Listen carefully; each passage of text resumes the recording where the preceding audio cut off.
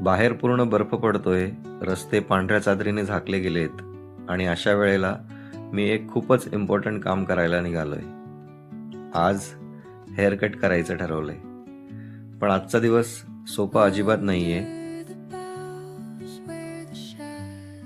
खूप दिवस झाले होते दाढी कटिंग करून. जवळजवळ आता मला महिना झाला होता इथे येऊन आणि केस चांगले वाढले होते. दाढीही बऱ्यापैकी वाढलेली होती. पण नेहमीप्रमाणे माझं आळशी मन म्हणत होतं, आज करू, उद्या करू, आज थंडी जास्त आहे, उद्या केलं तर काय फरक पडणार आहे. पण आज शेवटी स्वतःला समजावलं, आज नाही केलं तर उद्या अजून अवघड होईल. कारण आता उद्यापासून काम चालू करायचं होतं. हॉलिडे सीझन संपला होता.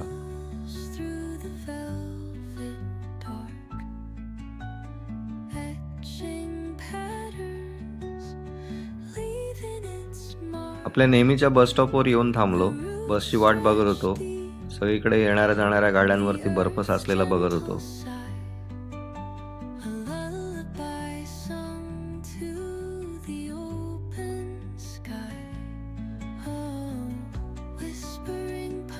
जवळजवळ 7 मिनिटांनी बस आली. पहिल्यांदा असं झालं की बस 7 मिनिट्स डिलेड असं मला त्या मॅपवर बघायला मिळालं. त्याचं कारण समोरच दिसतंय, समोर खूप ट्रॅफिक जाम आहे. असंच कदाचित मागे पण ट्रॅफिक जाम असेल म्हणून बसला यायला लेट झाला असेल. पण बाहेर सगळीकडे बर्फाचा नजारा खूप छान दिसत होता. गाड्या हळू चालत होत्या. पूर्ण रस्त्यावर बर्फाची पांढरी चादर होती. बऱ्याचशा गाड्यांवरही बर्फ पडलेला दिसत होता.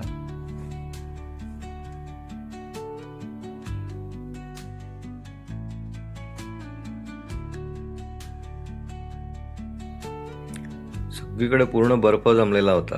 बसमधून उतरलो आणि केलेनफोल्ड मेट्रो स्टेशनने एटेले प्लाझा मॉलच्या दिशेने निघालो. 5 मिनिटाच्या वॉक नंतर मी मॉलमध्ये येऊन पोहोचलो तर होतो, पण मॉल एकदम शांत झालेला होता. सगळीकडे हॉलिडे सीझन संपलेला होता, त्याच्यामुळं गर्दी खूप कमी झालेली होती. सलून समोरच दिसत होतं, पण अचानक लक्षात आलं, अरे यार, मी तर वॉलेटच नाही आणलं.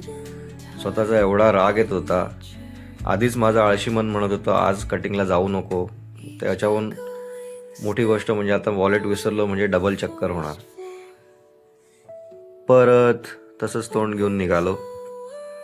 बसचा प्रवास करत हॉटेलमध्ये येऊन पोचलो. शेवटी हॉटेलमध्ये आल्यावरही डबल माइंड व्हायला लागलं होतं. आळशी मन लगेच म्हणाले, जाऊ दे, उद्या करू. पण कसं बसं डिसिप्लिन माइंडने परत सांगितलं की नाही, आज काही केलं तरी आपल्याला दाढी आणि कटिंग करायचीच आहे. शेवटी निघालो आणि पुन्हा एकदा मॉलमध्ये येऊन पोचलो. सलूनमध्ये आल्यावरती रिअल चॅलेंज चालू झालं. सलूनवाल्याला समजावून सांगणं की अरे, मला हेअर कट करायचं आहे आणि दाढी ट्रिम करायची आहे. थोडा वेळ त्याला समजून सांगितल्यावरती त्याला काय समजलं माहिती नाही. तो काहीतरी पुटपुटला आणि म्हणाला नो. नो म्हटल्यावरती माझे अजून जास्त इंडिकेटर लागले. म्हटलं यार, एवढी डबल चक्कर झाली आहे आणि आता हा नो म्हणतोय. पण मला लक्षात आलं की याला मी जे काय बोलतोय ते समजलं नाही आहे. म्हणून मी गुगल ट्रान्सलेटर ओपन केलं आणि त्याला सांगितलं की मला हेअर कट करायची आणि दाढी फक्त ट्रिम करायची आहे आणि हंगेरियन लँग्वेजमध्ये त्याला दाखवलं. मग त्याची रिॲक्शन होती, यस, आपण करूया म्हणून. तेव्हा थोडासा जीवात जीव आला. जॅकेट आणि हुडी काढून ठेवली आणि त्याने मस्तपैकी केस धुवायला घेतले. सुरुवातीला 2 वेळेस शॅम्पू लावून केस धुतले, पण त्याच्या लक्षात आलं की माझे केस खूप राट आहेत. जवळजवळ 5 वेळेस शॅम्पू लावला आणि हळूहळू मस्त मालिश करत त्याने छान केस धुवून घेतले.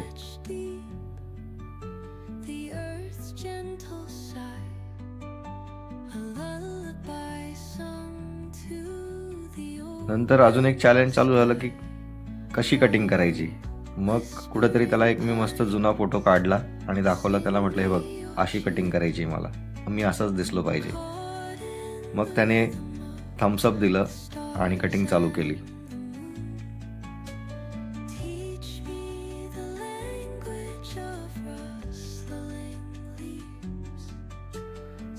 हळूहळू कटिंग परफेक्ट होत होती.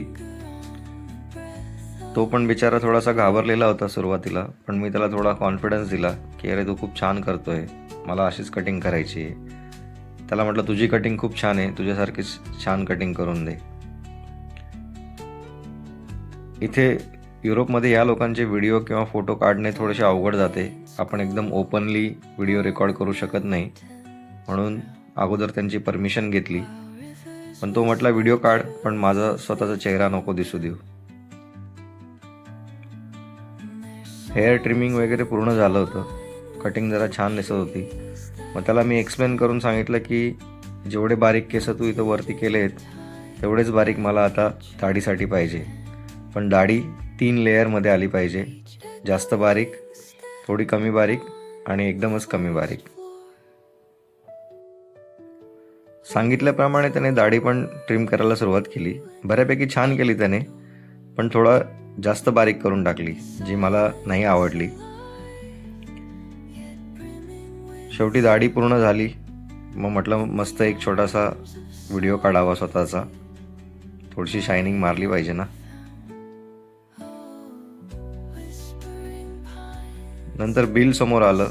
बिल होतं 8,700 हंगेरियन फ्रँक्स, म्हणजे भारतीय करन्सीमध्ये 2,400 रुपये. थोडे जास्त वाटत आहेत, पण काय करणार, इकडे पर्याय नाही. बिल पे केलं, परत बसचा प्रवास केला आणि हॉटेलच्या दिशेने यायला निघालो. एक महत्त्वाची गोष्ट माहिती म्हणून सांगतो, युरोपमध्ये बहुतांश सलूनमध्ये अपॉइंटमेंटवरच आपल्याला एंट्री मिळते.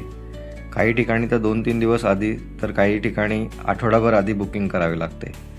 पण काही मॉल्स असतात, जसं आज मी गेलो तिथे तुम्ही रन टाईम एंट्री पण ते स्वीकारतात. मग आपण जर गेलो आणि त्यांना रिक्वेस्ट केली आणि गर्दी नसेल तर ते आपल्याला अलाउ करतात.